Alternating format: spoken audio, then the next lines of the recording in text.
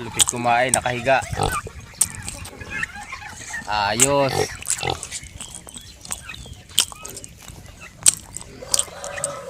Ito ang kagandahan sa native mga idol, kasi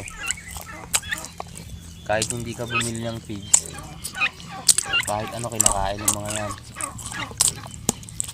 Kaya kahit matagal sila lumaki, okay lang. Kasi nga, nagsilabasan na pala itong mga ano natin oh, nagsilabasan na sila idol. Ayun na nagbubulo na.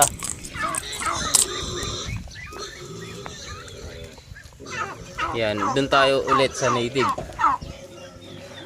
Ang kagandahan dito sa native mga idol, native na baboy, hindi mo na kailangan bumili ng feeds, kasi kahit ano kinakain nila. Mapadarak man yan o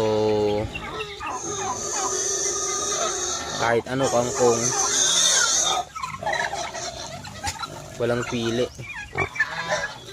wala ka ng gastos. Tsaka mga ganito kalalaki na kasi, matibay ng sikmura niyan, kaya hindi na sumasakit ang tiyan niyan mga yan.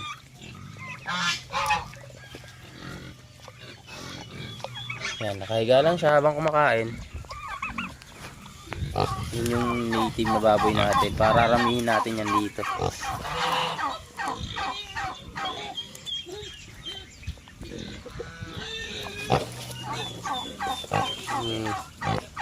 Yan, nagbangon na.